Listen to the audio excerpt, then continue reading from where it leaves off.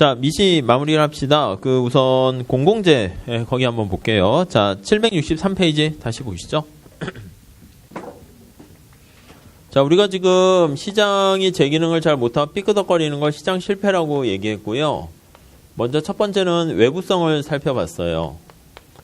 그래서 시장태들이 밖에서 발생하는 외부성, 생산에서 부정적인 외부성이 발생하니까 PMC가 SMC보다 작아요. 그래서 이 미니 그림 있죠? 네, 그거 잘 보세요. PMC, SMC가 더 커요. 왜냐면 외부 비용을 더 고려해야 되니까. 그래서 여기가 S, 여기 P. 이 차이를 이제 해결하기 위해서 여러 가지 방법을 썼죠. 자, 후생 손실의 크기 잘 보시고 이걸 해결하기 위한 게 직접 규제할 수도 있지만 텍스를 이용한다거나 오염 배출권, 오염 허가서 요걸 이제 활용하는 거. 그걸 이제 많이 사용해요. 다음 공공재 보면 자, 공공재는 그 특성으로 구별한다고 그랬죠? 두 가지 특성이 있었어요. 하나는 비경합성이 있고요. 이 싸우지 않는다는 거예요. 다투지 않는다는 거예요. 그리고 또 하나는 비배제성, 요게 있어요. 비배제성이라는 것은 배제를 못하니까 무임승차하는 문제가 발생해요. 이게 나중에 재정학에서는 이 무임승차 문제를 좀 해결하기 위해서 어떻게 할 것인가 그런 것들 우리가 보게 돼요. 아무튼 우리는 무임승차는 비배제성 때문에 발생한다 이렇게 보시면 되겠고, 다음 이제 비경합성 때문에 다투지 않아요. 한번 생산되면 모두 다 소비하는 양이 다 똑같다라는 거에 포인트 맞추시면 돼요. 한강에 다리가 이렇게 있어요. 다리가 있는데 몇 개 있는지 모르겠어요. 근데 한 3개 있다 합시다.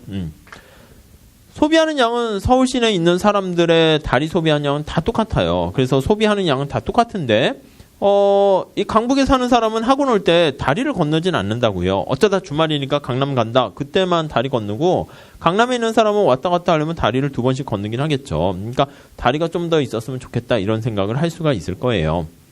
자, 그래서 이 다리를 생각해 보시면 사람들이 그냥 Q라고 쓸게요.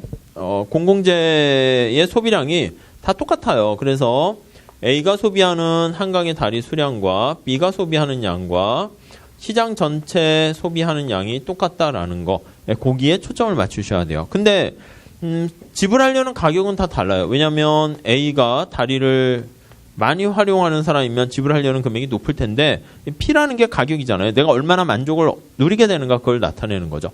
우리가 참고로 사용재 한번 비교해 볼게요. 저 챕터 2장 거기서 한 건데 사적재라고 하는 사용재는 사과라 해도 되고 다른 거라 해도 상관없어요. 근데 소비하는 양은 다른데 가격은 똑같아요. A가 지불하는 가격과 B가 지불하려는 가격이 콜라가 500원 이렇게 돼 있으면 시장 전체에서 지불하는 가격이 똑같아요. 그래서 가격은 똑같고 그러니까 수직축을 기준으로 하고요. P축을 기준으로 하고 소비하는 양이 달라요. 그래서 시장 전체 소비량은 어떻게 됩니까? 라고 하면 우리가 이렇게 했어요. Q로 바꿔가지고 옆으로 더하는 거니까 A의 수요량과 B의 수요량 이렇게 됐었죠. 나중에 문제 풀면서 좀 보실 거예요. 이따가 뒤에도 다시 볼 거고요. 공공재는 이거랑 약간 뭐가 다르죠? 소비하는 편이 가격이 다르고 소비하는 양은 똑같다라는 거 알 수가 있네요. 자, 그래서 책으로 가볼게요. 자, 763페이지 가보시면 사용재 적정 공급 이렇게 나와 있습니다. 1번에 볼게요. 사용량과 가격 결정 나와 있는데요. 763페이지. 자, 1번 사용재 적정 공급 나와 있는데 위에 1번 어떤 재화에 대한 개인 A의 수요 곡선이 DA, B의 수요 곡선이 DB로 주어졌을 때 시장 전체 수요 곡선은 개별 수요 곡선의 수평의 합. 수평의 합이라는 것은 뭐냐면 여기 P가 똑같잖아요. P가 똑같기 때문에 이게 이제 얼마 가격이 주어졌을 때 이렇게 세팅하는 거예요. 가격이 주어져 있을 때 자, A라는 사람은 소비하려는 양이 이렇게 있고요. 밑에 그림 참고로 보세요. DA 이렇게 있고 DB 이렇게 있다 합시다. DB 이렇게요. 그러면 이게 폐쇄 가격이라는데 B는 이거보다 높으면은 P0보다 높으면 가격이 높으면 안 사요. A는요. A는 요보다 높으면 가격이 안 사요. P1보다 높으면. 그렇죠? 옆에서 봐야 되는 거예요. 그리고 B와 P1과 P0 사이에 있으면 그때는 얘는 물건 안 사는데 얘는 산단 말이에요. 그래서 시장 전체 수요 곡선을 도출합니다라고 하면은요. 옆에서 이렇게 더해야 돼요. 여기다 바로 할게요. 책에 나와 있는 것처럼. 여기까지는 여기 얘가 물건을 구입하고요. 가격이 P1보다 낮게 되면 얘뿐만 아니라 얘까지 구입을 해요. 자, 다시요. 가격이 만약에 P2라고 합시다. P2면 얘는 이만큼 살려고 그러고요. 얘는 이만큼 살려고 그래요.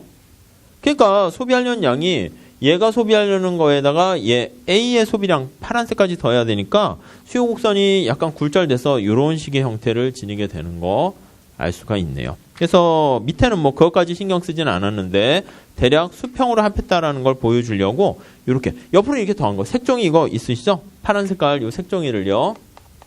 옆에다가 노란 색깔 색종이다 옆에다 이렇게 더하는 거예요. 여기 옆으로 쫙 늘어나는 거 보시면 되겠어요. 이따 문제 풀면서 다시 할게요. 자, 다시 보시면 2번 가볼게요. 1번에 그 수평의 합이라는 말 잘 보세요. 자, 그래서 사용제인 경우에는 이걸 서메이션 하는데 수평의 합이다 이렇게 보시면 되겠고요. 수평의 합이라는 것은 여기 있는 것처럼 P를 기준으로 하는 거예요. 그러니까 P를 기준으로 하면 이게 헷갈리면 그러니까 그림이 살짝 옆에 있어야 돼요. 시험장 가면 편안하게 보셔야 되는데 P는 다 똑같아요. P는 500원 다 똑같고 주어진 가격에 대해서 얼마나 살려고 하니까 Q로 정리해서 합해야 된다. 이렇게 보시면 되겠어요. 물론 이제 시험 문제가 꺾이는 난이도까지 올라갈 수 있기 때문에 살짝 말씀드린 거고요. 자, 다음 밑에 봅시다. 3번. 재화 가격이 P스타로 결정되면 자, 거기 밑줄 치세요. 개인 A와 B는 동일한 가격을 지불하면서 그러니까 지불하는 가격은 똑같아요. 근데 소비하는 양이 다르다라는 거. 다시 한번 또 강조합니다. 4번. 사용자의 경우에는 모든 소비자들이 동일한 가격을 지불하지만 그쵸? 지불하는 가격은 똑같다라는 거 염두에 두시고 소비량은 다르다. 그렇게 보시면 되겠어요. 사용자의 적정 공급 조건은 어떻게 됩니까? 라고 하면 이거예요. 이거. Q로 정리해서 다 더하는 거 그리고 그거랑 공급 곡선 같은 거 보시면 되겠어요. 예, 그냥 넘어갈게요. 그거는. 공공재가 좀 더 중요해서 그렇습니다. 다음 페이지 가보시면 764페이지. 자, 공공재 여기 나와 있어요. 여기. 소비하는 양이 똑같습니다. 지불하려는 가격이 달라요. 자, 1번 보시죠. 공공재의 적정 공급 1번. 개인 A와 개인 B의 공공재 수요 곡선이 아래와 같이 이렇게 나와 있다라고 하면 자, 거의 동그라미 치세요. 수요 곡선의 높이에 동그라미 치시면 이거요. 우리가 이제 첫날 말씀드린 것처럼 자, 수요 곡선이 이렇게 있어요. A의 수요 곡선이 이렇게 있으면 이 높이가 뭡니까 하면 A가 이만큼 만족을 얻게 됐다는 거예요. A가 이만큼 가격을 지불할 생각이 있고 이만큼 편익을 얻게 된다. 이렇게 생각하시면 될 것 같습니다. 뭐 그냥 그게 다예요. 자, 마찬가지요. B도 똑같이 여기다 그릴게요. 따로 이렇게 그리면 B는 이렇게 있어요. 이렇게 공공재 별로 안 좋아한다 합시다. 그러면 이 높이는 B의 편익이 이렇게 있으면 이게 B가 지불하려는 가격이고 이거는 B가 얻게 되는 만족이다. 이렇게 생각하시면 되겠어요. 자, 근데 소비하는 양은 똑같다고 그랬잖아요. 그래서 이 한강에 다리가 3개가 있으면 한강에 다리가 3개 있으면 한강에 다리가 3개 있으면 이 높이가 다르죠. 높이가 다르기 때문에 높이를 합하는 거예요. 얻게 되는 만족을 다 합하는 거예요. 그러니까 한강의 다리를 건설하는 비용이 있을 거예요. 그 건설 비용을 1개 추가할 때 발생하는 비용을 1개 비용이라 할 거고요. 한강의 다리가 건설됐을 때 이걸 이용하는 사람들, 서울 시민들 사람들의 만족을 다 더하는 거예요. 그래서 만족의 합과 비용을 고려하는 거죠. 그래서 만족은 편익을 다 더해요. 서메이션 해서 더하고 요거 두 개가 같아지는 게 최적이다. 약간 이렇게 끌고 가려고 해요. 그러니까 편익을 더하는 건 뭐예요? 이 높이를 더하는 거죠. 그래서 수직으로 더하는구나. 그걸 알 수가 있을 거예요. 그래서 이번에 보시면 자, 수요 곡선의 높이로 측정하는 거예요. 높이. 왜냐하면 소비량이 똑같으니까 그렇죠. 이건 소비량이 다르잖아요. 가격이 500원이면 좋아하는 사람 많이 사고 싫어하면 조금 사는데 이거는 소비하는 양이 똑같고 거기서 얻게 되는 만족. 아니면 우리나라 뭐 사드 미사일이라 할게요. 그게 필요하다 생각하는 사람은 만족이 되게 높고 그런 거 왜 해? 필요 없고 그러면 싫어하는 사람은 지불하려는 편익이 낮고요. 그러니까 사드가 배치가 뭐 미사일이 3개 배치됐다 그러면 소비하는 양은 똑같아요. 대한민국 국민 전부 다. 근데 거기에 대해서 얻게 되는 만족은 사람마다 다 다르게 되겠죠. 아무튼 대한민국 전체 만족은 다 서메이션 하면 돼요. 2번 보시죠. 수직이라는 말 있죠. 수직으로 합한다. 그거 보시면 될 것 같고요. 자, 4번 볼게요. Q스타만큼의 공공재가 공급되면 자, A와 B는 밑에 가보시면 Q스타일 때 밑에서 올려다 보는 거예요. P, A, PB 더해서 수직으로 합한 게 거기 나와 있는 P스타가 된다. 이렇게 보시면 되겠어요. 그래서 이제 필요한 비용을 그렇게 자기가 내려고 하는 willingness to pay만큼 부과하게 되네요. 자, 5번 잘 체크하시고 공공재 경우에는 동일한 양을 소비해요. 모든 소비자들이 다. 소비하는 양이 똑같은데 지불하려는 가격이 다르다. 이렇게 보시면 되겠습니다. 자, 그래서 공공재 같은 경우에는 여기 나와 있는 것처럼 결론이 뭡니까 하면 공공재에 초점 맞추세요. 이제 보통 재정학이라는 과목에서는 공공재랑 사용재를 두 개 비교하는데 우리 시험에서는 보통 공공재만 물어보거나 사용재만 물어보거나 따로따로 물어봐요. 근데 합쳐서 물어볼 수도 있어요. 근데 하나만 우선 잘 하시면 좋겠어요. 수직으로 합하는 거니까 위에 나와 있는 것처럼 서메이션 할 때 수직으로 합한다 이렇게요. 수직이라는 것은 이거예요. 이거 수직으로 합하는 거예요. 그러니까 높이를 합하는 거예요. Q에서 보는 거예요. 밑에서 올려다 보시고요. 그래서 Q가 똑같으니까 얘는 옆에서 보는 거고. 그러니까 주어진 생산량에 대해서 수직으로 합한다는 것은 우선 기계적으로 계산하게 되면 이거요. Q 있죠? P로 이렇게 합하게 되는 거니까 P를 이렇게 합하게 되는 거예요. 마지널 베네핏을 합하게 되는 거예요. 그러니까 이 얘기를 다른 말로 쓰게 되면 위에는 달리 P로 정리해서 이거 저절로 익숙하게 되실 거예요. 정리해서 서메이션 한다. 수직으로 합한다. 그냥 합한다. 이렇게 보시면 될 것 같습니다. 그러니까 사용재는 Q로 정리해야 되는데 공공재는 P로 정리해야 돼요. 자, 밑에 뭐 그림 좀 잘 나와 있고요. 뒤에 뭐 실제 문제 풀면서 살짝 보시면 될 것 같습니다. 765페이지에 가보시면 가상수요 곡선 이런 거 넘어가시고요. 그러니까 이게 솔직하게 무임승차 가능하니까 자신의 편익을 솔직하게 드러내는 사람이 별로 없다는 거예요. 진짜로 만약에 드러낸다고 가정하면 이렇게 되는 것이고 린달 모형도 이것도 그냥 재정학에서 좀 자세하게 하는 거에 있어 여기서는 안 하도록 할게요. 무임승차 문제 거기 보시면 자 1번에 공공재 비배제성 때문에 그것만 체크하시면 되겠습니다. 그래서 요거 비배제성 때문에 무임승차 문제가 생긴다. 그 정도만 생각하시면 되겠고 넘어갈게요. 자, 766페이지 그 표를 별표하시죠. 위에 사용재 경합성과 배제성이 있고 공공재 비경합성, 비배제성. 사용재는 수평의 합, 공공재는 수직의 합. 수평으로 합하는 거랑 수직으로 합하는 거 잘 체크해 보세요. 사용재는 전부 다 지불하는 가격이 똑같아요. 그래서 옆에서 보는 거예요. 가격이 얼마일 때 몇 개 살려고 합니까? 그래서 시장 전체 소비량은 이렇게 수평으로 Q로 해가지고 더하시면 되겠고 공공재는 소비하는 양이 똑같아요. 밑에서 보면 Q스타로 정해져 있을 때 얼마나 돈을 지불할 생각이 있습니까? 그렇게 해서 표현한다라고 보시면 되겠습니다. 그래서 공공재 같은 경우 요거요. 편익의 합 이게 바로 우리는 이렇게 할게요. 요게 바로 MC랑 이렇게 같은 게 최적이다 이렇게 보시면 되겠죠. 편익의 합과 이 공공재 생산에 따른 비용. 이게 공공재랑 사용재 같이 있을 때는 어떻게 하냐면 우리가 MRS라는 거 느낌 있으세요? MRS는 공공재, 사용재를 할게요. 공공재의 편익을 04 이렇게 썼습니다. 사용재를 기준으로 했을 때 공공재 편익이 얼마인가 나타내는 거예요. 그리고 역시 MRT 이거요. 공공재에 대한 비용을 사용재로 한계 비용 나타낸 것이다. 이렇게 보시면 되겠어요. 그래서 우리가 첫 시간에 얘기한 것처럼 요거는 부분균형 분석할 때 하는 거예요. 공공재 하나만 놓고 보는 거예요. 요 이제 공공재 하나만 있고 요건 이제 공공재랑 사용재까지 다 있는 거라서 역시 그 재정학에서 많이 해요. 그래서 근데 요 계산 문제 정도는 좀 보셔도 좋을 것 같고요. 그래서 요거는 사무엘슨이라는 사람이 얘기한 이렇게까지 할 필요 없는데 일반 균형 모형이다 이렇게 얘기하고요. 그리고 요거는 이제 보엔이라는 사람의 이름을 따서요. 보엔의 부분균형 모형이다 이렇게 얘기해요.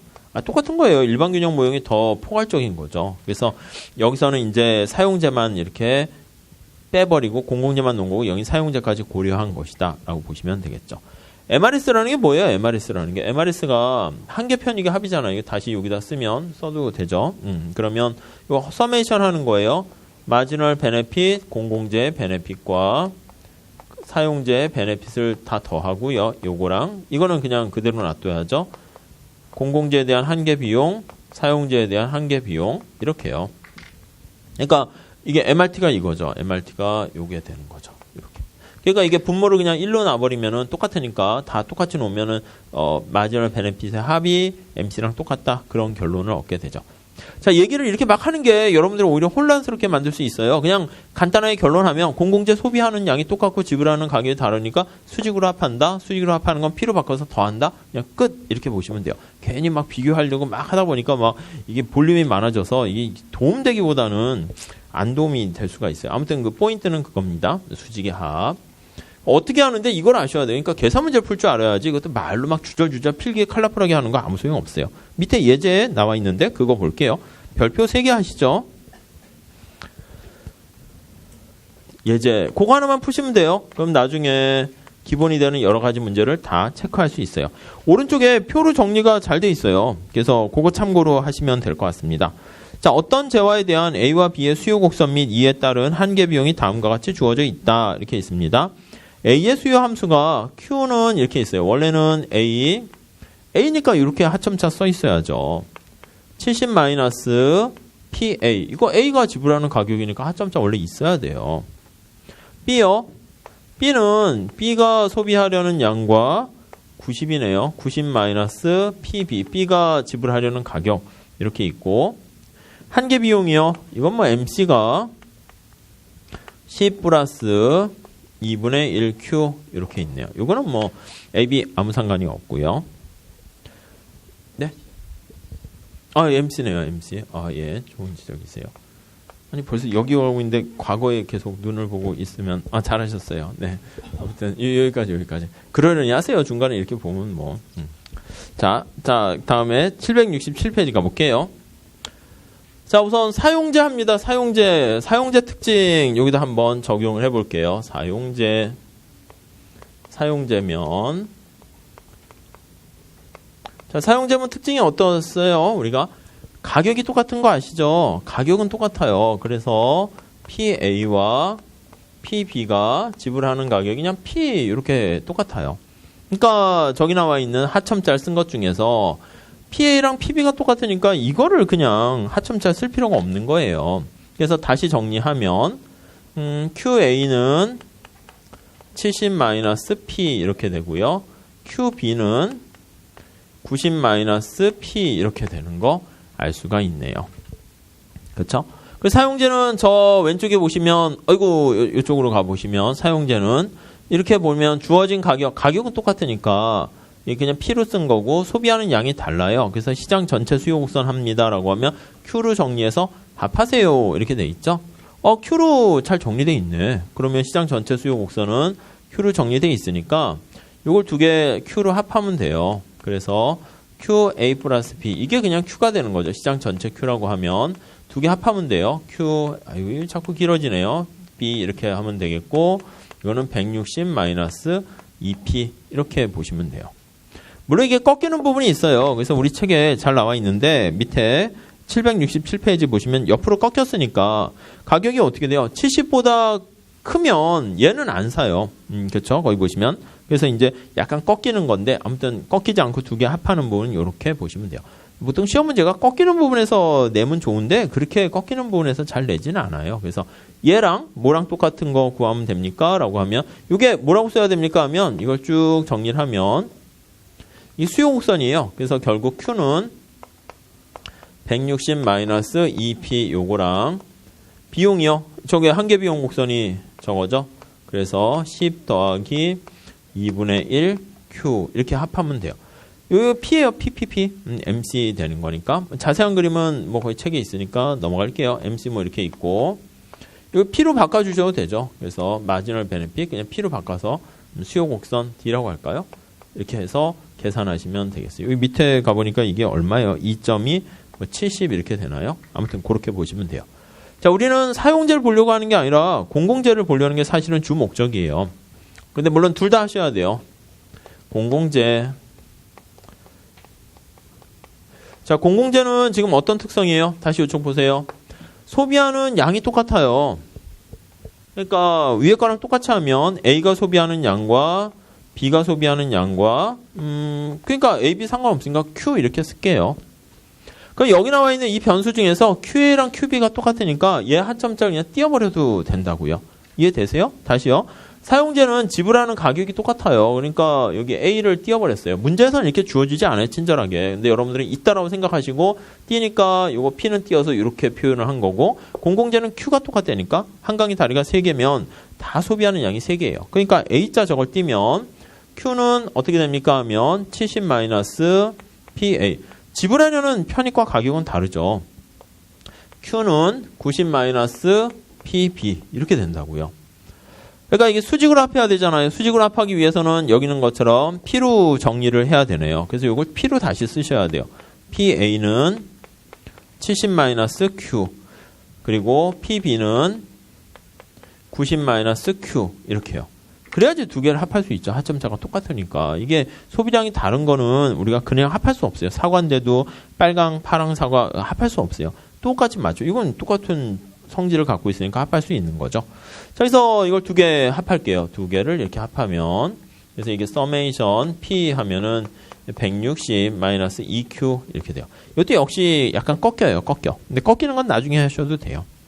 여기 이제 편익의 합이라는 게 보이셔야 돼요. 이거랑 MC랑 같게 놓고 풀면 되는 거예요. 그래서 밑에 위에 표를 잘 정리되어 있어요. 사용자일 때, 공공재일 때. 근데 왜 Q로 정리하고 왜 P로 정리하는지 이해를 하셔야 돼요. 그냥 아무 생각 없이 그냥 P로 하래. 그렇게 하면은 글쎄 그 정도 레벨 갖고는 그냥 중하 문제는 풀 수 있는데 자꾸 좀 응용하게 되면 이제 함정에 빠지게 되죠. 자, 그 정도 정리하시면 될 것 같습니다. 밑에 그림 잘 따라서 한번 그려서 보시면 될 것 같고요. 자, 넘어갈게요.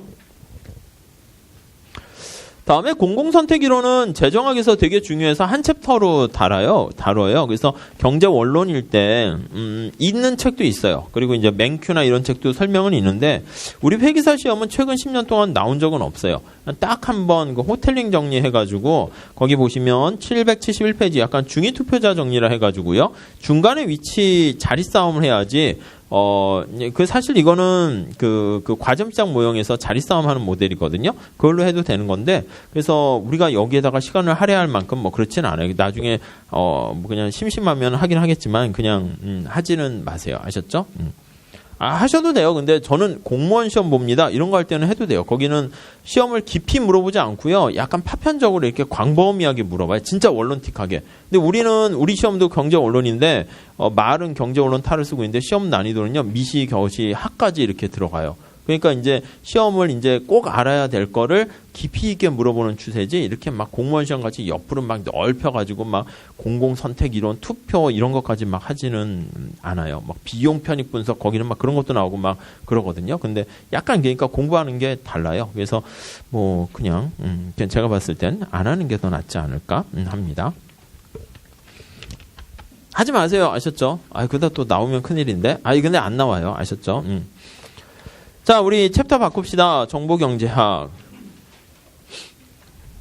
그러니까 그렇게 하려면 경제원론 타이틀이기 때문에 우리가 알고 있는 뭐 거시경제학 이것도 뭐 거기 뭐 화폐금융, 파생 뭐 막 어디까 재무관리까지 가고 막 이럴 수도 있고요. 무슨 국제경제학도 더 들어가면은 그게 다 책이 한 권씩이에요. 노동경제도 책 한 권이고 과점 게임이론도 책 한 권씩이에요. 그거 다 어떻게 해요? 그러니까 사실은 애매하죠 범위가. 자, 774페이지 정보경제학 한번 볼게요. 자, 이것도 이제 약간 올드해요. 옛날 얘기가 됐죠. 정보경제학. 자, 앞에 내용 봅시다. 전통적 경제이론과 정보. 그러니까 옛날에는 정보가 완전히 다 알고 있다라는 걸 가지고 얘기했는데 현실은 좀 그렇지 않아요. 그래서 밑에 정보경제학 봅시다. 경제 주체 사이의 정보의 비대칭성. 그러니까 정보가 있냐 없냐가 아니라 누구는 사실 여기서 중요한 거는 이제 비대칭 정보가 이제 관심이에요. 어떤 계약을 체결하는데 뭐 시장의 원리가 시장 하면은 우리가 정보를 다 알고 있는 건데 시장이 아닌 경우에는 정보를 많이 갖고 있는 사람과 적게 갖고 있는 사람이 있다고요. 그래서 이제 신입사원 지원자, 취준생이라 할까요? 취업준비생. 약간 웃고 있죠. 면접할 때 웃어야지 당연히 막 화내면은 누가 뽑아주겠어요. 그래서 여기 이제 기업이 있어요. 다 웃고 있네. 그러니까 누가 좀 괜찮은 애인지 잘 몰라요. 기업은 이게 좀 정보를 적게 갖고 있는 애죠. 그래서 정보가 적게 갖고 있는 작다라고 할까요? 얘는 자기 자신에 대해서는 알아요. 자기가 어떤 스타일인지. 뭐 게으른 스타일인지 뭐 일 열심히 하는 사람인지 뭐 등등 자신의 성향을 아는데 그걸 잘 드러내진 않아요. 회사를 집보다 개인의 사적인 것보다 우선시 여기는지 그런 건지도 다 회사야 뭐 회사에 목숨 바치는 사람을 좋아하겠죠. 근데 면접할 때 당신은 우리 회사에 들어오면 어떻게 집안에 소중한 일이 있고 회사 일이 있으면 어디에 우선순위 할 겁니까? 하면 어떻게 해요? 속마음으로는 당연히 집이지 하면서 겉으로는 이제 웃으면서 당연히 회사가 먼저죠. 저는 모든 경조사, 지방 경조사 다 포기하고도 회사에 나와서 일을 하겠습니다. 이렇게 막 웃어요. 저게 뻥인지 진짜인지 어떻게 알아? 사귈 때는 마찬가지지. 이 여자가 있어요. 남자한테. 나랑 같이 사귀거나 결혼하려면 어떻게 하래? 야, 너만 바라보고, 뭐, 너만 위해서. 그러면서 이제 그 속마음을 어떻게 알아요? 잘 모를 수 있죠. 그러니까, 진짠가, 가짠가. 그러니까, 이게 이제 정보가 있으면 시장에서 다 될 텐데, 그게 아니잖아요. 시장에서 다 동질적으로 기계화된 그런 대량 생산되는 체제에서는 그런 거 필요가 없어요. 근데 여기 현실에서는 둘이 계약을 체결해야 된단 말이에요. 그때 이제 이런 문제가 발생한다고요. 그래서 비대칭 정보, 시메트릭이라고 하는 게 대칭인데, 이제 비대칭이니까 그 반대말 만들 때는 A자를 붙여요. asymmetric information 하에서의 어떻게 정보를 적게 가진 애가 이제 바람직하지 못한 결과를 초래하게 되는 겁니다. 그래서 비대칭 정보라는 말 보시고, 자, 2번 70년대 이후 연구가 진행되기 시작한 분야이나 최근 들어 아니요 최근 연구 끝났어요. 그래서 이제 더 이상 안 해요. 그래서 아무튼 70년대잖아. 40년 전에 시작했는데 노벨상도 다 받고 요즘은 이제 오히려 이제 경제학하고 수학도 잘 안 써요. 수학도 누가 수학으로 해서 제가 게임 이론 그러면 그냥 다 말려요. 그러니까 진짜 타고난 수학의 천재 있잖아. 막 숫자를 봤더니 막 몇만 자리에 막 이거 되고 막 가끔 그런 사람이 있거든요. 돌연변이 그런 사람들이 책상에 앉아가지고 하면 이게 쫙 발전되는데. 딱 봤는데 교수님이 그냥 평범하다. 평범하지 않고 이제 그냥 머리가 좋긴 한데 뭐 그냥 천재틱하지는 않다. 그러면 그냥 그쪽으로 하지 말고 이론 경제 하지 말고 그냥 그냥 응용 경제 이런 거 해라. 그래서 뭐 노동 경제나 무슨 산업 이런 거 해가지고 데이터 이렇게 돌려가지고 하는 그것도 의미가 있죠. 미국에 많은 연구가 있을 거란 말이에요. 불평등이니 기업이니 이런 거 있으면 우리나라에는 어떻게 되지? 그래야지 우리나라 경제가 되는 거죠. 근데 사실은 그쵸. 그게 더 의미가 있는 거죠. 근데 이제 많은 훌륭한 젊은 경제학자들은 또 그렇게 하면 우리나라 얘기를 갖고 미국에 논문을 쓰면요. 아무도 관심이 없어요. 한국은 이렇다 그러면, 그게 뭐야. 그래서 논문이 안 실려. 그럼 어떻게 해야 되냐면, 그나마 일본 데이터 쓰면 좀 낫고 아니면 미국 얘기 써야 돼요. 미국 얘기. 그러니까 어떤 사람은 세계적인 학자인데 맨날 미국 얘기해. 미국의 흑인과 우리가 흑인하고 무슨 상관이에요. 근데 그렇게 해서 세계적인 서울대 교수 하는데 우리나라 입장에서 봤을 땐 개인적으로 봤을 때는 학문적 역량이 대단한지 모르겠는데 그 사람이 우리나라 경제에 기여한 거는 사실은 아무것도 없죠. 그래서 약간 딜레마예요, 딜레마. 그래서 올해 유명한 교수 나와서 노벨상 받으려면 자꾸 미국 얘기를 해주고 해야지. 그래야지 딴 사람들 알죠. 그래 관심을 갖게 되고, 이놈은 재밌네 이러는데 많이 읽어봐야 될 거 아니에요. 근데 이제 그럼 우리나라랑은 자꾸 동떨어지는 얘기만 하는 거죠. 그리고 이제 또 그렇게 해야지 SCI라고 하죠. 그렇게 싫어야지 또 이제 또 서울대 교수하고 그렇게 되니까 약간 딜레마예요, 딜레마. 그러니까 우리나라 얘기 순수한, 그래서 진짜 경영학도 그런데, 우리나라가 진짜 전쟁의 폐허 속에서 이렇게 삼성, LG, 현대 이렇게 생긴 것만 해도 사실 우리는 에게 정부가 했으니까 비리, 하지만 그것도 대단하거든요. 딴 나라 해보라고 그래도 대부분 다 못했어요. 실패하고. 근데 한강의 기적, 이렇게 얘기하는데, 그걸 배우러. 어떻게 보면 이제 평가에 따라 다르지만 무슨 여러 가지 있잖아요. 경제가 성장하는 그런 것도 어떻게 보면 신기해서 개도국 발전하려는 나라가 이렇게 따라하려고 하는데, 삼성을 배우려고 이제 한국에 왔단 말이죠. 그래서 경영학 딱 왔는데, 우리나라 모든 교수들이 다 삼성 연구는 안 하고, 경영 전략 같은 거 보세요. 경영학 보면 맨날 GM이 어떻고, GE가 어떻고, 미국 얘기야. 테일러가 어떻고, 테일러 아세요? 몰라요. 모르는 얘기만 해. 차라리 우리나라의 정약용의 어쩌고, 조선 후기 이런 걸 해야지 우리한테 좀 더 그걸 기반으로 해서 하는데, 경영 사례 연구도 많이 하잖아요. 경영학과 가면 맨날 외국 기업이야. 그래서 저도 경영 전략 수업 전에 말씀을 좀 했는데, 이게 내가 생전 처음 보는 기업 얘기를 자꾸 하는데, 그거 뭐예요? 책 보고 그냥 읽는 거니까, 현장에서 그게 없으니까, 이게 뭐 하는가, 이런 생각이 들더라고요. 이건 어쩔 수 없죠, 그래서 걔네들이 우리나라에 와서 삼성과 LG가 성장한 그런 거 보려고 했더니, 우리나라 사람이 우리나라 기업에 대해 잘 모르는 거야. 그래가지고, 뭐야, 이거 괜히 왔네 해서 떠나가고, 약간 그렇죠. 우리가 이제 독일 기업에 대해서 보려면 독일 가야지 이렇게 더 제대로 배울 수 있을 거라고 생각하잖아요. 그 나라에 가서. 근데 갔는데, 그런 거죠. 갔더니 독일 애들이 미국 기업 연구하고 있고 하니까 좀 웃기게 된 거죠. 그러니까 약간 애매해요. 닭이냐 달걀이냐 문제인데 빨리 이게 세계적인 수준으로 딱 가야지. 그런 기업도 많고 해야지. 우리나라 삼성에 대해서 썼더니 외국에서 우와 해가지고 논문이 실려야지. 자꾸 그런 연구가 많은데 아무튼 그래. 우리나라 데이터 갖고 뭐 하게 되면 안 봐요, 안 봐. 뭐 그러니까 어쩔 수 없지 뭐. 약간 그렇죠.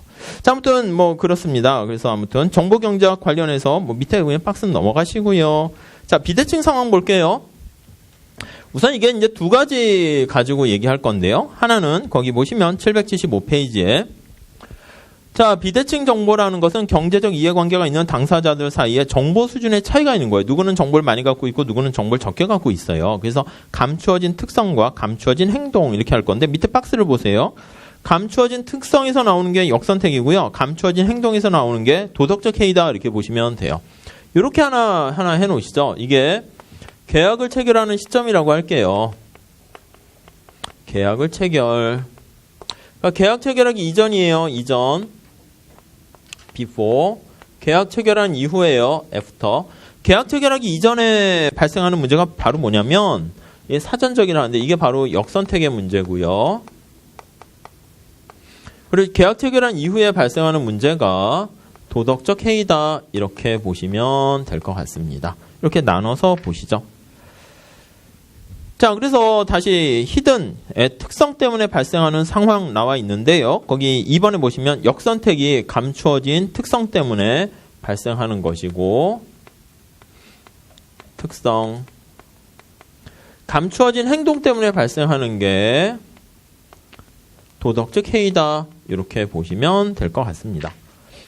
이 특성 뭐예요? 특성. 이 보통 그런 거 있잖아. 그 뭐 경험을 해봐야 알 수 있는 재화가 많이 있다고요.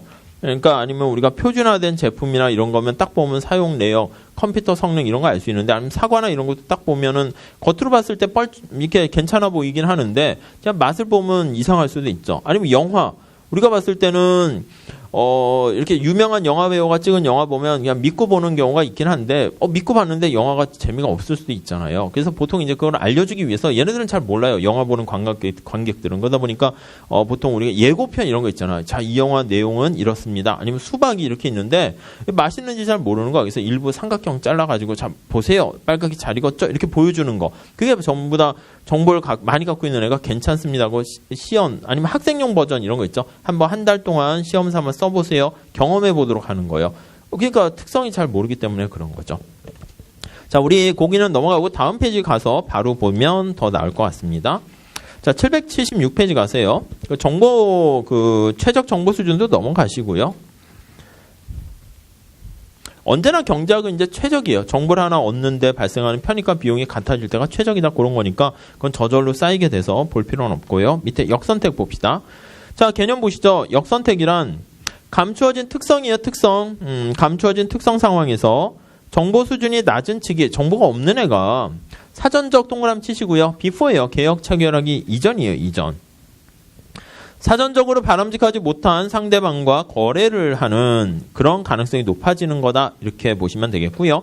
그 이제 중고차 시장 밑에 보험, 노동시장, 금융시장 다양한 경우에 많이 발생하는 거 알 수가 있어요.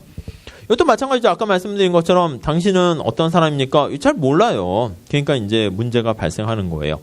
그리고 이제 그렇죠. 이제 보험도 마찬가지예요. 보통 이제 사고가 안 나는 사람들이 많이 가입해야지 보험사 입장에서는 좋죠. 보험료 내고. 근데 사고 날 것 같은 사람만 이렇게 막 가입을 하게 된다고요.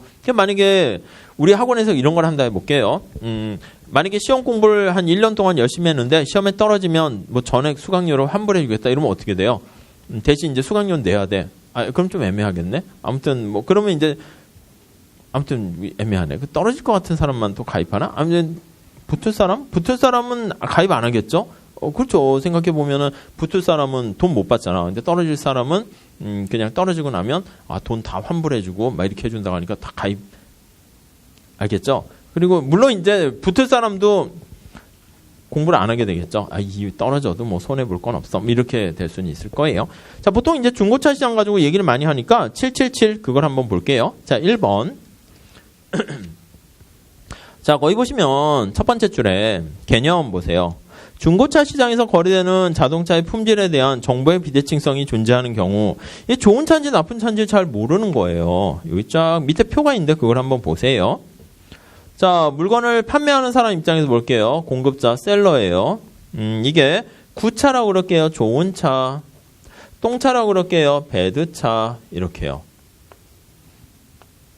자, 중고차 판매하는 사람도 이제 고민을 한다고요. 내가 만약에 좋은 차를 갖고 있으면 얼마까지? 이거는요, 중고차 파는 사람은 최소한 나는 이만큼은 받아야겠다. 이렇게 생각을 한다고요. 거기 보니까 좋은 차를 갖고 있는 사람은 최소한 400만 원은 받아야겠다 생각하고, 똥차를 갖고 있는 사람은 나는 최소한 100만 원은 받아야겠다. 이렇게 생각한다고요. 민이라고 쓴 거는 뭐냐면 판매자가 써드릴게요. 판매자가 최소한 받고자 하는 금액이다. 이렇게 보시면 되겠죠. 근데 이제 구입자 볼게요. 옆에 구매자, 바이어예요. 바이어. 바이어는요. 여러분도 그렇죠. 시장에 갈 때 최대한 얼마까지 돈 낼 생각 있나 그렇게 생각을 하고 간다고요. 뭐 회사 갈 때도 마찬가지예요. 아, 최소한 연봉은 이 정도 줘야지 나는 갈래. 아니면 물건 구입할 때도 마찬가지고, 아니면 누구를 소개받을 때도 아, 최소한 이 정도는 돼야지 나는 뭐 얘기를 해볼래. 그럴 수 있겠죠. 그래서 이거는 구매자가 맥시멈 최대한 지불하고자 하는, 뭐 사는 사람이니까 지불하려는 금액이에요. 유보가격 이런 표현을 해요. 그냥 만약에 좋은 차다라고 하면 이 사람은 500만 원 여기까지 낼 생각이 있고요. 똥차다라고 하면 200만 원 이렇게 돼 있다라 합시다. 근데 이게 좋은 건지 똥차인지 잘 몰라요. 물론 요즘 중고차 무슨 뭐 어쩌고 뭐 인증 뭐 이런 거 있어가지고 좀 이제 최근엔 당연히 뭐 그런 게 해결책이 여러 가지 있긴 하겠지만 쉽지는 않아요. 저도 차를 처음 살 때 운전 잘 못하니까 중고차를 사야겠다 해서 인터넷 보니까 역시 정보가 많더라고요. 어떤 사람이 블로그에 중고차를 보는 딜러인가 봐요. 중고차를 좋은 중고차 고르는 법 해가지고 진짜 1번, 2번 해서 어디를 봐라 막 해가지고 한 40가지를 이렇게 막 써놨더라고요. 오, 막 진짜 전문가가 된 것 같아. 이거 보니까 속지 않을 자신이 막 생기는 거야. 그래서 오호 괜찮은데 한데 이 밑에 또 당구장 표시에서 근데 나 같으면 중고차 안 삼 이렇게 있어요. 그러니까 이제 뭐 돈이 없어서 이거 떠나서 이 사람들이 너를 속이려면 이거 다 해도 속일 수는 있다 뭐 그런 얘기죠. 예를 들면 생각해봐요. 어떤 차가 있는데 진짜 세파시 같이 좋아요. 새 차 같아요. 그래서 야 이거 괜찮은데 어떤 사람이 돈을 많이 벌어서 국산차인데 외제차를 사려고 해서 그렇다. 탄지도 얼마 안 됐다. 그렇게 괜찮네. 사려고 했는데 다 괜찮아요. 결함도 없고 사고도 안 난 것 같아요. 근데 뭐 사고 나도 예를 들면 뭐 장마철에 물에 빠졌는지 그런 거 잘 모를 수 있잖아요. 그럼 어떻게 다 알아요? 그리고 아니면 이 차는 혹시 아세요? 자유로 가보셨어요? 가면은요 귀신 보인대요. 아세요? 이렇게 막 달리다 보면 그래서 저쪽에 귀신 하얀 옷 입은 사람이 손을 흔든대. 근데 이 사람이 파는 이유가 바로 그거야. 자유로를 왔다 갔다 하는데 자꾸 귀신을 보는 거야. 근데 그걸 얘기해줘요. 파는 사람한테. 이 차는요, 저도 2만 킬로밖에 안 뛰었는데요, 귀신을 볼 수 있거든요. 그럼 누가 사? 근데 그러니까 이게 애매하잖아. 어디까지 정보를 알려줘야 할지가 이게 애매한 거예요. 그 뻥은 아니고 자기만 볼 수 있는 거예요. 근데 이 차 타는 사람은 다 보인대. 그거 어떻게 귀신 붙은 차입니다. 누가 얘기를 해요? 얘기 안 해주지. 그러니까 사실 우리가 옛날에 키콘가 무슨 뭐 금융상품 할 때도 마찬가지예요. 늘상 우리는 금융상품 할 때 구매하는 사람한테 이거 잘못하면 손실을 볼 수 있습니다. 근데 보통 우리가 여러분들 직장생활 바쁘니까 예 하고 이렇게 끝난단 말이에요. 근데 진짜 손실 보면 너 그거 언제 뭐 공지했냐 뭐 알렸냐 할 때 약간 애매하게 어디까지 알려야 될지 그게 이제 그것도 약간 한물 갔는데 불완전 판매라는 표현을 쓰거든요. 어디까지 고지 의무가 알릴 의무가 있는가 그런 건데 이것도 마찬가지예요. 근데 이게 딱 봤을 때 좋은 차인지 나쁜 차인지 잘 모르니까 물건을 구입하는 사람 입장에서는요.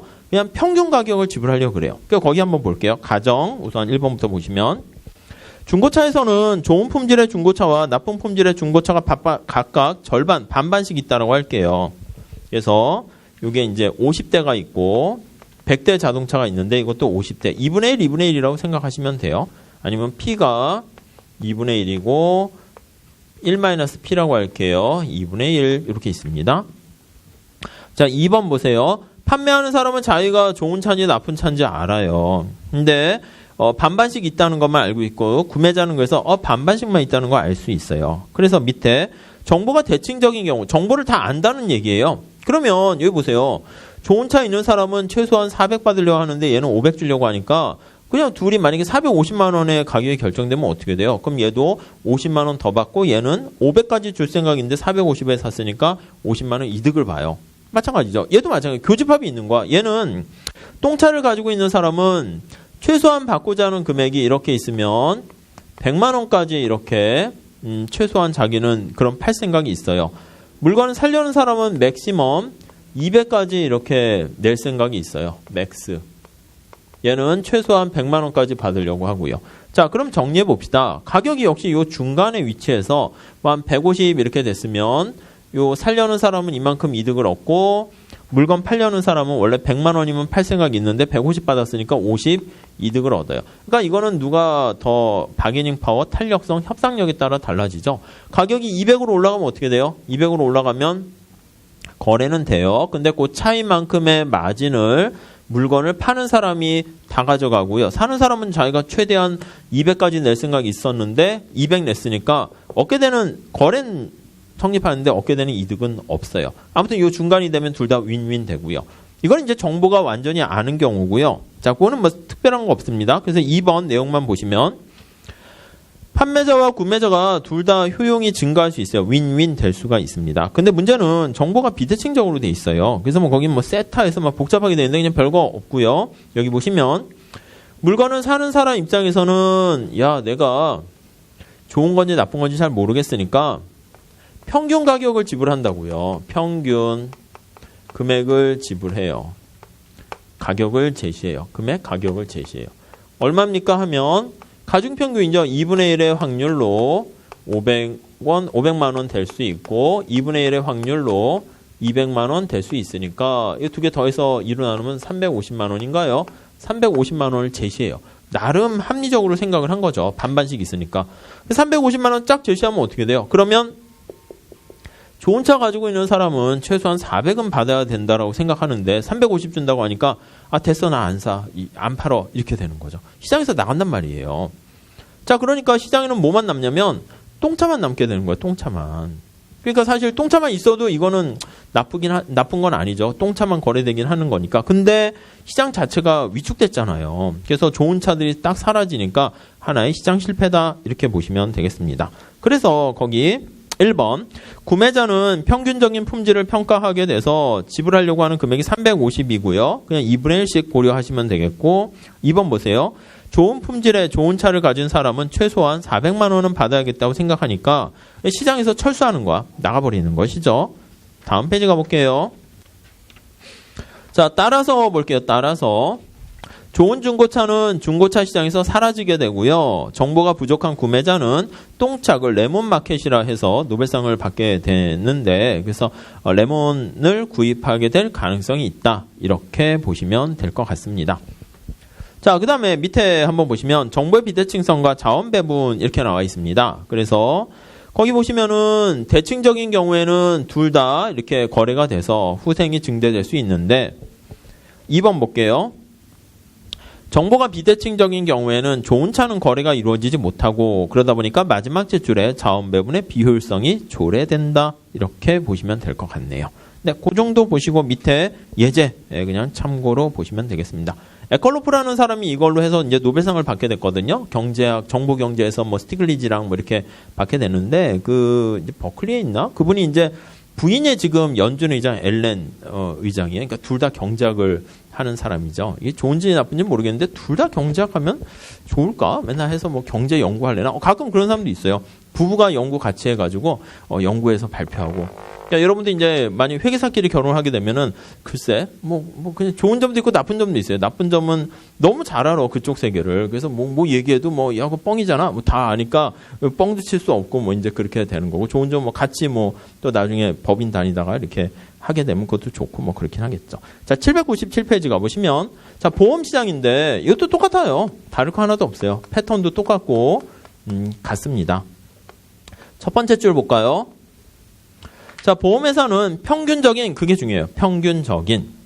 평균적인 사고 발생 확률을 근거로 해가지고 보험료를 책정하게 되면 사고가 많이 날 것 같은 사람들만 자꾸 가입해요. 그럼 보험사 입장에서는 이게 뭐예요? 근데 처음에 사전에 좀 잘 알아야 되는데 잘 모른단 말이죠. 그래서 거기 책에는 거기 보니까 구성원 수가 6명, 6명, 4명 있고요. 확률 0.2, 0.1까지 해서 이렇게 해서 했는데 그냥 아이디어만 보세요. 그래서 지금까지 시험 그냥 이렇게 반반해서 이게 제일 많이 나왔으니까 이 정도 하시고 거기 나와 있는 거는 그냥 똑같은 패턴이니까 그냥 확률만 다르게 변하는 거예요. 그래서 0.2, 0.1. 그러니까 그 정도 하시고 넘어갈게요. 그래서 결과만 보세요.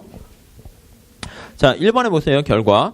내용은 똑같아요. 그래서 보험회사가 평균에 동그라미 치시면 암 발생 확률을 근거로 해서 보험료를 160만 원 했더니 그거보다 이제 더 사고가 많이 날 것 같은 사람들만 가입하게 되고요. 사고가 안 날 것 같은 사람들은 가입을 안 하게 돼요. 그게 똑같이 역선택이다. 이렇게 보시면 될 것 같습니다. 다음 페이지 가볼게요. 금융시장에서의 역선택도 마찬가지예요. 다음 페이지 가보시면 그걸 신용할당이라고 그래요. 신용할당. 자, 여러분들이 돈을 많이 벌었어요. 이렇게 돈을 많이 갖고 있다라고 합시다. 이렇게 미소를 짓고 있는데 돈을 빌려주려고 해요. 누구한테 빌려줄까 했는데 거기 뭐 많은 사람들이 있어요. A라는 사람이 저는 한 3%의 돈을 빌리겠습니다. B라는 사람은 저는 한 4%에 빌릴게요. 근데 C라는 사람이 저는 20%의 돈을 빌리겠습니다. 이자율을. 누구한테 빌려줘야 돼? 경제학에서는. C죠, C. 가장 많은, 이자율을 준다고 그랬잖아요. 근데 가만히 보니까 얘한테 얘가 왜 이렇게 20%까지 달라고 그러지? 했더니 돈이 그렇게 급한 거야. 그러니까 재무 구조가 안 좋다는 거를 또 상징하는 거죠. 그리고 얘가 만약에 20%의 돈을 빌리게 되면 최소한 이만큼 비용을 들여서 사업을 하게 되는 거니까, 리스크가 큰 사업에 하이 리스크일수록 하이 리턴 되잖아요. 그러니까 리스크가 큰 사업에 이렇게 투자하게 돼요. 그러니까 진짜 망할 가능성이 굉장히 많아요. 그래서 얘 빌려줬다가 돈도 회수하지 못하게 되면 오히려 슬픈 상황이 발생하니까 그냥 평균을 하기도 그래요. 평균 하다 보니까 역시 비슷한 문제가 돼서 믿을 만한 사람한테 돈을 그냥 할당해 줘야겠다. 그게 바로 신용할당이에요. 그게 어떻게 보면 역선택 문제다. 이렇게 보시면 돼요. 자, 개념 볼게요. 금융기관 은행이 대출 이자율을 인상하면 그게 좋은 게 아니에요. 거기 보니까 그 이상의 사업 수익성을 챙겨야 되니까 위험이 높은 사업에 투자하려는 기업들만 돈을 빌리러 막 모이는 거예요. 자, 그래서 밑에 내용은 살짝 그대로 보시면 되는데 그림 있죠? 연두 색깔 그 동그라미 그림 나와 있는 거 보세요. 이자율이 올라가면 이자 수익은 증가하는 건 긍정적이에요. 근데 자칫 돈 빌린 애가 파산돼 버리면 망해버리면 원금도 회수 못해요. 그건 부정적이란 말이에요. 그래가지고 이제 그것까지 이제 고려해서 이자율이 무조건 높은 것도 바람직한 게 아니고 너무 낮은 것도 바람직한 게 아니고 밑에 그림 보시면 적정한 이자율이 있는 거예요. 그러니까 경제학에서는 언제나 적정이 있어요. 그걸 넘어가도 좋지 않고 덜 가도 좋지 않고. 그러니까 여러분들 그거 맞추셔야 돼요. 적절하게 1차 정도 쫙 하시고 1차 우선 기본 강의 딱 끝나면 여러분들은 좀 일찍 시작하셨으니까 약간 여름에 보면 뭐 심화반 이런 거 있어요. 그런 건 보면은 잘 모르겠는데 한번 담당 선생님한테 물어보세요. 그래서 재무회계라든가 아니면 무슨 재무관리라든가 이런 거 보면 조금 1.5차 틱한 거를 수업을 해요.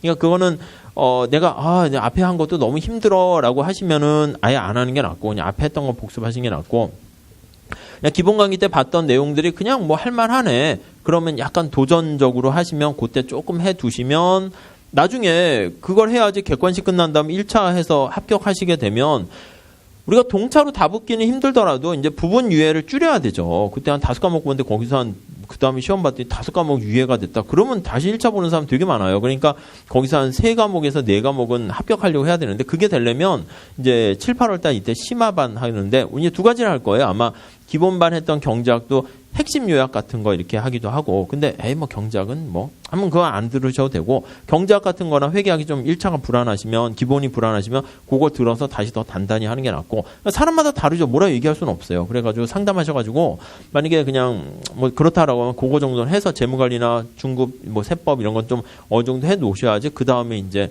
합격하고 동차로 이제 많이 좀 이렇게 원가 같은 것도 하나 잘 모르겠는데 그렇게 할 수 있어요. 그러니까 그렇게 해놔야지 그 다음에 좀 약간 편하게 되는 것이죠. 아무튼 뭐 그런 거 보시면 돼요. 그래서 이제 1차 시험이 뭐 내년 2월 말이겠죠. 그렇게 되면은 그때 나의 컨디션과 이 정리를 최상으로 만들어야죠. 그때 이렇게 준비를 갖추는 거예요. 그러니까 지금 하는 게 다 뭐냐면 지금 나 잘한다 이건 소용없고요. 지금 못한다도 소용없고 그때 가서 실력을 맥스로 끌어올리는 작업을 하시면 돼요. 그러니까 뭐 적정하게 뭐 잘 하시면 되겠고. 역선택의 해결 방안 볼게요. 해결 방안. 우선 첫 번째는 선별이라는 표현을 써요. 선별. 그거 하나 스크리닝인데, 그거 하나 밑줄 치시고, 이쪽에 보세요. 자, 이거요. 정보를 적게 가진 측에서 하는 거예요. 거의 1번에 보시면 선별은 정보를 갖지 못한 측에서 그거 주체 잘 잡으세요. 어떤 애가 괜찮은 애지? 이렇게 스크리닝을 해요. 스크리닝. 주체 가지고 시험 문제 나온 적도 있어요. 얘네들이 스크리닝 하는 게 쟤는 스크리닝을 왜 해요? 자, 그래서 거기 보시면 2번 보세요. 자동차 보험 같은 경우에 26살 미만 사람한테는요, 나이가 어릴수록 이제 과격하게 운전하기도 하니까 보험료를 높이 하거나 나이 가지고 하는 거죠. 아니면 가입 전에 건강진단을 받도록 하는 거예요. 얘가 막 손이 떨리거나 이상한 행동이 있을 수 있고, 뭐 그런 것들. 예, 그렇게 보시면 되겠고. 아니면 신호 발송 거기 보세요. 시그널링이라 해요. 얘가 신호를 발송하는 거죠. 시그널링, 이렇게요. 그렇죠? 거기 보시면은 신호 발송이라는 것은 정보를 갖고 있는 측에서 거기 밑줄 치세요. 정보를 갖고 있는 측에서. 저 열심히 일하고 괜찮은 사람입니다. 과거에 무슨 뭐 입상 경력이라든가 학점이라든가 아니면 뭐 명문대를 나왔습니다. 뭐 아니면은 뭐 자격증 있습니다. 거기 자격증 나와 있죠.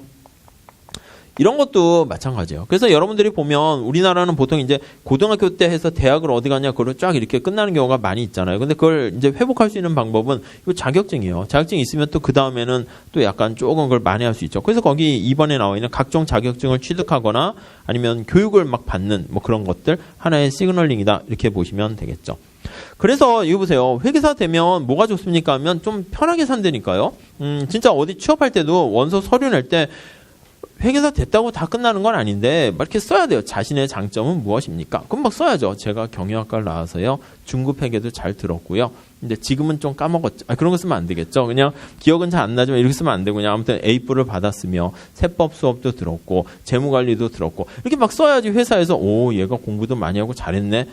다 필요 없어요. 그냥 저 회계사인데요. 이러면 다 알잖아. 재무관리도 해서 통과했고 중급 회계 뭐 세법 이런 거 다 잘했겠네. 그런 거를 그냥 알려주는 거니까 이 편한 거예요. 이게 할 때. 그리고 이제 죽을 때까지 토익같이 무슨 뭐 2년마다 갱신해야 되지 않겠죠. 만약에 회계사 시험도 뭐 5년이나 10년 지난 다음에 다시 시험 봐서 합격해서 갱신해야 된다. 그럼 누가 따겠어요, 이거.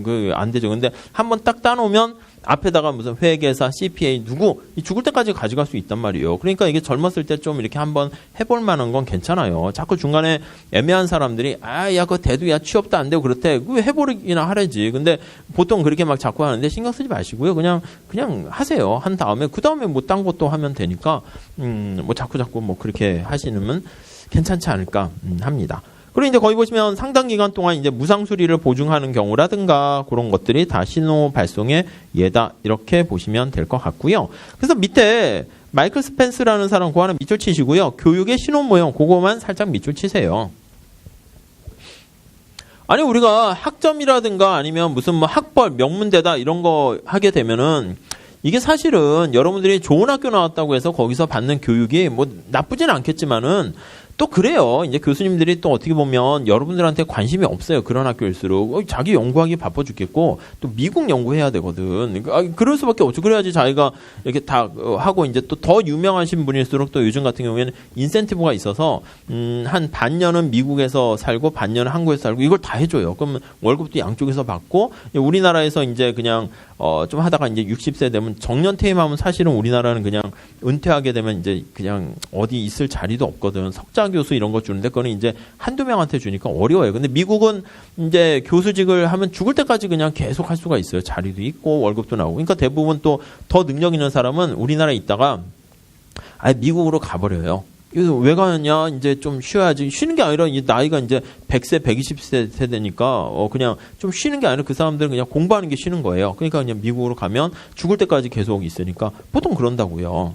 아무튼 그런 분들은 아무튼 뭐 제자들한테 관심도 있긴 하겠지만은 뭐 그닥 뭐 하려고 하는 사람들 진짜 똑똑하고 괜찮은 사람들은 케어해 주는데 그렇지 않으면 뭐 취업 어쩌고 관심 별로 없어요. 그러니까 이제 수업도 사실은 열심히 잘하시긴 하는데 또 아닌 분들은 둘 다 잘하는 사람이 각 학교에 한두 명씩은 있는데 그렇게 또 많지는 않아요. 연구만 신경 쓰면 강의를 좀 대충 하고요. 강의를 신경 쓰면 또 연구가 안 되고 뭐 그래요. 근데 학교에서는 연구를 이렇게 중시 여기니까 강의는 어떻게 하나 이렇게 봤더니 그냥 진짜 관심 없어요. 가만히 있다, 연구하다가, 아차! 강의 시간이군? 그럼 그냥 들어가요. 그리고 이제 30, 40대 정도만 돼도 그냥 관심 있어서 강의 노트 만들고 하는데, 이제 30대만 되면 모르는 것도 막 찾아가지고 강의하려고 그러고, 40대는, 책에 있는 것만 강의해요. 근데 요즘은 책을 잘 안 하니까. 그리고 50대 되면, 네, 그냥, 아는 것만, 생각나는 것만 이렇게. 그러니까 교수님들 그랬잖아. 뭐 이거 뭐 다 이렇게 해요. 그거 없지. 그냥, 아이고, 역선택, 정보 비대칭성 하다가 생각 갑자기 안 나. 그러면 그냥 안 하는 거지 뭐. 그럼 여러분들은 뭐 있는지도 모르잖아. 그러니까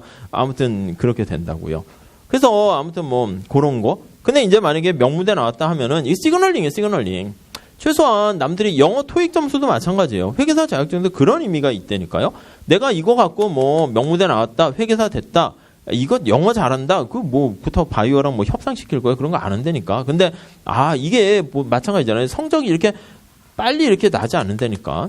이게 되게 지루한 싸움이에요. 이거 봐. 주말에 이게 뭐예요? 지금 여기 나와서. 날씨는 이렇게 벚꽃 피고 하는데 지금 여기서 수업을 듣고 제가 또 가지 말라면서 거기서 뭐 자습하려면서 이게 뭐야? 젊은 청춘을. 근데 이렇게 이걸 견디고 이렇게 버텨냈다라는 거의 상징이에요. 그래서 회계사 된 사람들 중에서 진짜 그 정도의 고통을 안 한 사람 치고 회계사 된 사람은 단언코 없어요. 근데 물론 그 이상 노력했는데 안 된 사람도 있죠.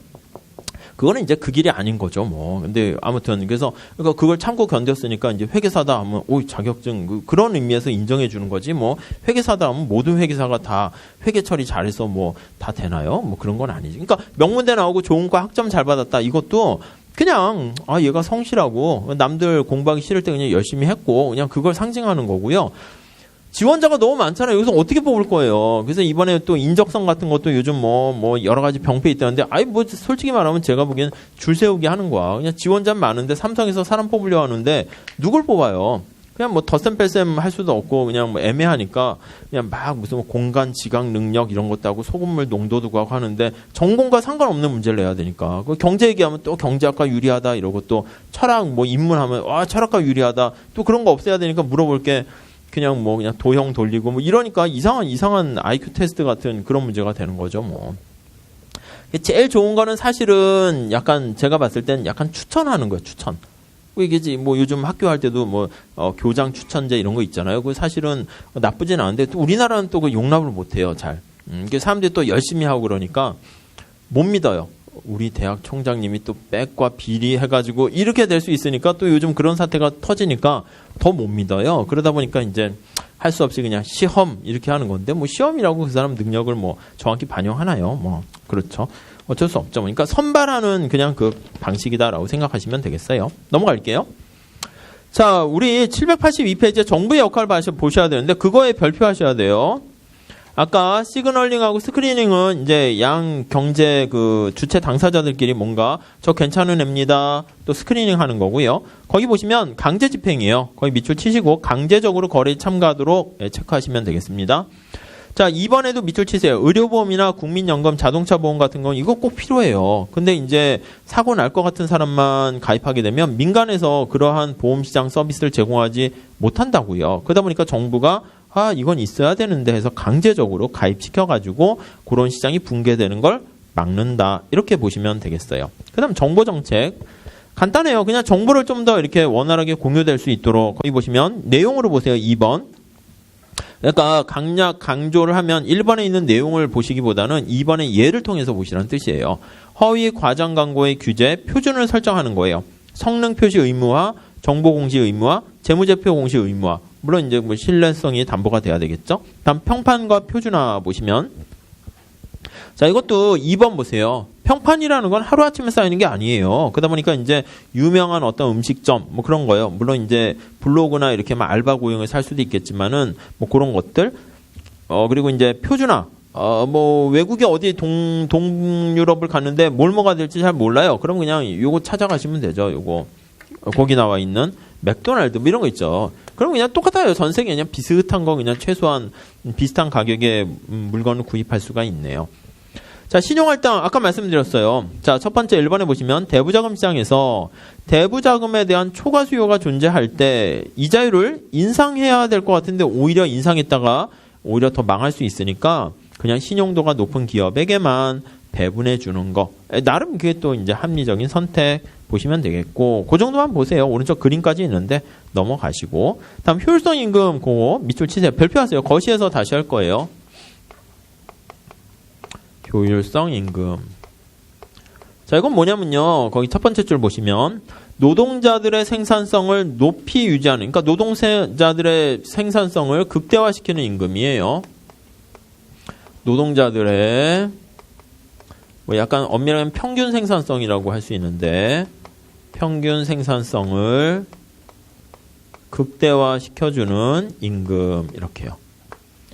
그러니까 옛날에 어떻게 됐냐면 이렇게 됐어요. 첫 번째는 야, 네 성과 좀 얘기해봐 보는 거예요.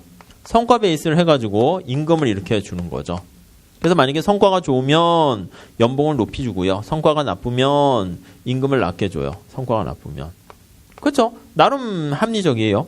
근데 문제는 뭐냐면 성과가 나쁜 게 내가 봤을 때 내가 게을러가지고 성과가 나쁘면 오케이. 그에 대한 벌이라고 그냥 대가다 해서 그냥 감내할 수 있는데, 이게 내가 성과가 나쁜 게 아니라 난 열심히 했거든. 열심히 했는데, 요즘 뭐 청년들 비슷해요. 열심히 난 뭐 노력하고 했는데, 사람을 안 뽑는데 취업 안 되는 걸 어떻게 해. 그러니까 전에 보니까 그 뭐 자동차 중에 뭐 이렇게 생긴 거, 자동차가 무슨 뭐 환경 규제인가 뭐 이래가지고, 여기 일하는 딜러들이, 열심히 했는데 사람들이 이 마크 싫어한대. 뭐 안 쓴대. 환경 오염 된다고. 그렇게 되면 어떻게 돼요? 이게 나의 노력이 이게 게을러서 성과가 나쁘면 오케이. 그래서 임금 낮아지는 거 오케이 되는데, 이게 아니라 나는 성실했는데 경제가 침체돼 있어요. 어떤 외부적인 요인 때문에 성과가 아무리 노력해도 안 돼. 근데 야, 너 게을렀지? 하고 임금 낮추게 되면 일할 맛이 안 나는 거예요. 그러다 보니까 진짜 이런 일이 많이 발생하니까 오히려 뒤집어서요. 인간관계를 반대쪽으로 하는 거야. 반대쪽으로. 임금을 올려주면은 오히려 성과가 더 좋아진다는 거예요. 실제로 그런 사례들도 뭐 있다고 얘기하고요. 아니면 경기가 침체됐는데 그래서 성과가 안 좋으면 임금 깎는 게 아니라 임금을 깎지 않는 거야. 그럼 회사가 날 좀 배려해 주는구나. 이런 것 때문에 더 열심히 해야지. 사람인지라 또 약간 더 그런 인과응보가 있거든요. 그러니까 더 열심히 일을 하게 된다는 거죠. 그래서 효율성 임금이라는 것은 사람들로 하여금 임금을 올려주면 오히려 성과가 더 좋아질 수 있으니까 그냥 그때그때 상황에 따라서 임금이 막 조정되지 않는, 그러니까 잘 모른다는 거죠. 그래서 1번에 보세요. 2번에 보세요. 자, 기업에서 낮은 수준의 임금을 제시하면 임금이 낮으면 어떻게 되겠어요? 뭐 역시 마찬가지예요. 여기 신입사원 뽑았어요. 자, 연봉을 3,000 주겠습니다. 이렇게 했어. 그럼 이제 사실은 능력으로 따지면 능력이 3,000 넘는 사람도 있고 평균이 3,000이 그 밑에 있는 사람도 있어요. 밑에 있는 사람들은 어떻게 돼요? 한 연봉이 능력이 한 1,000만 원 정도 되는 능력 가진 사람은 미소를 짓고 있겠지. 아유, 야, 다행이다. 야, 이렇게 좋은 회사. 이렇게 되고. 능력이 한 5,000 정도 신입사원인데 되는 사람은 막 스펙도 좋고 영어도 잘하고 뭐 경험도 많고 이러는데 3,000 주면 좀 처음엔 참아요. 근데 뭐야, 날 이렇게 대우 왜? 거기다 얘랑 똑같이 하는 게 기분 나쁘니까 얘네들은 됐어 하고 시장에서 나간다니까요. 그럼 이제 위에 사장님은 또 이렇게 알죠. 이거 뭐야? 3,000 줬더니 3,000 이상 능력된 애는 다 빠져나갔네? 그럼 연봉을 다시 이렇게 낮춰요. 그럼 여기네 또 나가고. 그러니까 남은 사람들은 약간 능력이 떨어지는 사람만 남게 되죠. 그래서 뭐 다 그런 건 아닌데 어떤 다른 선생님 얘기를 들어봤더니 그 선생님 얘기로는 그러더라고요. 뭐냐면 회계사 하시는 분인데 법인에 들어가잖아요. 법인에 들어가면 능력 있는 애들이 오히려 금방 뭐야 하고 이제 좀 있다가 금방 뛰쳐나간대. 그러니까 그 법인 3일이든 다른 데든 이렇게 보면 끝까지 이렇게 가는 사람 있잖아요. 뭐 짱이 되는 사람은 오히려 그냥 능력이 아주 좋다기보다는 그냥 계속 있는 사람이 그러니까 능력 있는 애들은 알아서 뭐 투덜투덜대고 나와가지고 그 사람들이 그냥 끝까지 남는다고 그러더라고요. 그러니까 여러분도 그냥 어디 법인에 들어가게 되면 그냥 뭐 능력이 있으시겠지만 그냥 가만히 그냥 있으세요. 가만히 있으면 그냥 더 이렇게 막 시끄럽고 투덜대는 사람들은 다 이렇게 나가고 그럼 알아서 그냥 쭉 돼요. 지금 이렇게 버티는 거 있잖아요. 버티는 그게 이제 뭐 삶의 지혜라고 해야 되나? 그냥 그런 거죠. 뭐 가만히 있으면 돼요. 자, 아무튼 그렇습니다. 맨 마지막에도 보면 기업이 임금을 낮추면 유능한 인재는 직장을 그만을 두고요. 생산성이 낮은 노동자만 그 직장에 남게 되는 거 그렇게 보시고 다음 넘어갈게요. 도덕적 해해 봅시다.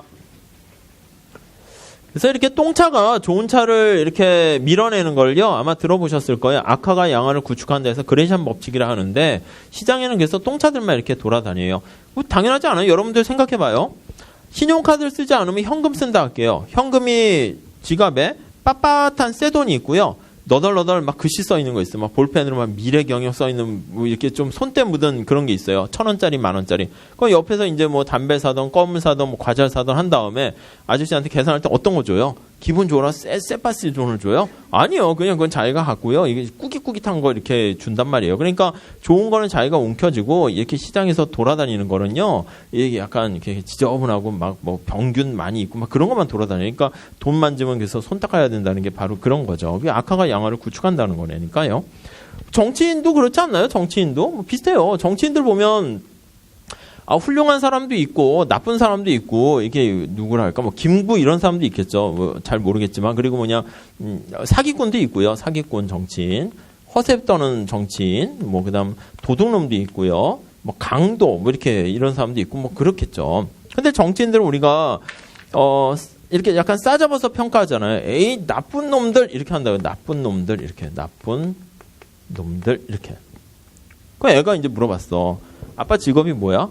아빠 정치인. 어머, 나쁜 사람이야? 그러니까, 내가 이런 얘기를 하면서 자녀한테 보기 민망하니까, 아유, 정치계를 떠난다. 이렇게 떠나면, 그러면 괜찮은 사람도 있는데, 이런 괜찮은 사람이 그냥 하게 질려가지고 떠나버리면요, 이런 사람도 어떻게 돼요? 나쁜 놈? 그 정도는 난 참을만해. 난 이렇게 돼요. 그러니까 욕이 심해져. 욕이. 아니, 나쁜 놈이 아니라 행태를 보니까 숫자로 할게요. 1, 8, 이렇게 했다 합시다. 숫자로 표현했어요. 사람의 이렇게. 그러니까 이 사기꾼이 내가 아무리 그래도 사기를 쳐도 그렇게 욕먹을 건 아니야. 얘가 이렇게 나가요. 그래도 내가 뭐 좀 잘난 척하고 뻥치고 허세냈지만 내가 그렇게 숫자로 표현될 사람이냐? 그래서 얘네들 나간다고요. 얘네들은 그냥 참을만 해. 원래 나는 원래 18이었어. 뭐 이렇게. 그러니까 욕하는 정도가 강도가 자꾸 세져가지고 나중에 이제 국민들이 뽑으려고 하면은 그나물에 그 밥인 거야. 근데 투표는 하라고 하지. 이거 괜찮은 사람은 안 들어오지. 이 막순환인 거죠, 뭐. 그러니까 이렇게 똥차들이 좋은 사람들 다 밀어내 버리면 뭐 그 나라가 이제 뭐 슬플 뿐이죠, 뭐. 그러니까 늘 그런 건 어딘가나 이렇게 다 존재합니다. 자, 그리고 밑에 도덕적 해이 봅시다. 괜히 정치 얘기가 나왔네. 자, 이거 보세요. 1번 도덕적 해이란 감추어진 행동이에요. 행동에 동그라미 치시고. 자, 행동 잘 보시죠. 그러니까 이제 얘가 어떤 애인지 잘 모르니까 회사에서는 손해는 안 보려고요. 보통 보면 이제 유학 갈 때도 마찬가지예요. 조건부 이렇게 입학 허가서를 주기도 해요. 너 가만히 보니까 똑똑해 보이긴 하는데 적응 잘할지 미지수야. 그러면 1학기 한 학기 다녀봐. 다녀본 다음에 어느 정도 되면 그 다음 조건부로 허가해 줄게. 그것도 마찬가지예요. 회사도 마찬가지예요. 너 봤는데 괜찮은 거 같은데 적성이 안 맞을 수도 있고 너 약간 좀 애매해. 그러니까 1년 정도 한번 가짜로 한번 일해봐. 그 비정규직이죠. 원래는 취지는 나쁜 건 아니에요. 그래서 해본 다음에 회사가 봤더니 넌 좀 우리가 생각하는 만큼의 능력은 아니다. 미안하다. 딴 데 알아봐라. 아니면 개인도 내가 생각할 때 이거는 좀 괜찮을 줄 알았는데 막상 일해보니까 영 나랑 안 맞는 거야. 그럼 됐습니다. 그만 나가는 거죠.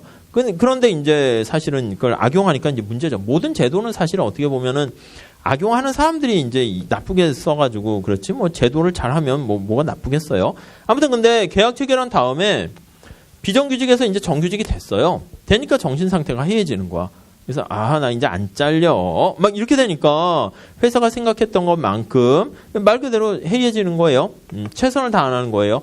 열의가 떨어지고 최선을 다하지 않고 게을러지고 행동 자체가 뭐 그런 거죠. 보험에 가입하기 전에는 꺼진 불도 다시 보는데 보험 가입한 다음에 그냥 걔 던지는 거지. 담배 뭐 불나봐라. 그럼 뭐 보상 받겠지. 뭐 이렇게 하는 거죠. 운전도 그렇고요. 자, 그래서 거기 1번 잘 보시고요. 자, 밑에 보험시장에서 도덕적 해이 볼게요. 1번 보세요. 개념 보험 가입 이후에 초점 맞추세요. 보험 가입자의 태도가 바뀌어서 행동이 바뀌는 거예요. 사고 확률이 높아지네요. 가입 전과 후가 달라져요. 자, 사례 가지고 잘 보세요. 화재보험은 보험 가입 이전에는 예방을 위해서 최선을 다하는데 가입하고 난 후 거기까지 보시고 게을리 동그라미 2번.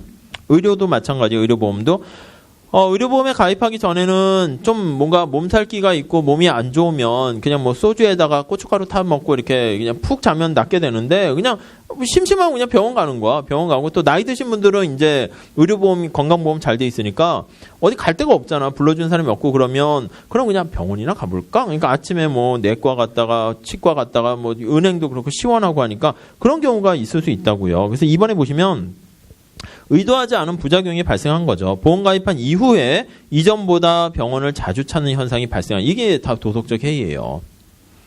해결 방안에 별표하시죠. 공동보험, 공동에 동그라미 치시고요. 같이 부담하자는 거예요. 야, 우리가 다 부담하니까 네가 막 이러니까 너도 부담해. 한 30% 네가 부담해. 그럼 이제 자기도 부담하니까 그냥 조심조심 하게 되고 기초공제, 그거는 거기 보시면 그냥 일정액을 초과할 때만 보상해 주는 거예요. 약간 뭐 교통사고도 조금만 다치고 얼마 미만이면 안 되고 팔다리가 부러지면은 보상해 주겠다. 이러면 괜히 그거 받으려고 팔다리 부러지고 막 이랬다가는 그렇잖아요. 네, 그 정도 정리하시면 되겠고요. 785페이지 가볼게요. 자, 위엔 넘어가셔도 되고, 금융시장에서 도덕적 해이 볼게요. 이것도 비슷해요. 그래서 뭐, 아까 얘기했던, 자금을 차입한 다음에 차입하기 전에는 막 이렇게 하다가 차입한 이후에 위험이 높은 투자안에 투자하는 현상인데, 요거는 뭐 시험에 자주 나오진 않습니다. 넘어갈게요.